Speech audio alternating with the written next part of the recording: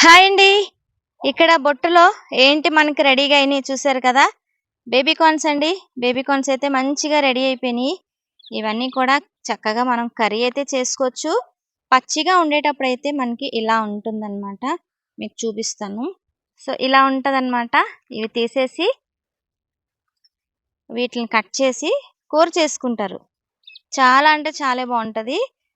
ఇలా మనకి baby corns అయితే మంచిగా రెడీ అయినాయి. వావ్! చాలా బావుంది టేస్ట్. ఇలా పచ్చివి కూడా తినేయచ్చేమో అంత బావుంది. ఉప్పు, కారం జల్లుకొని తింటే భలే ఉంటది. అయితే నేను కర్రీ చేస్తానండి.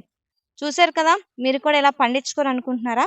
హ్యాపీగా గ్రో చేసుకొని, హ్యాపీగా ఆర్గానిక్ ఫుడ్ తీసుకోండి.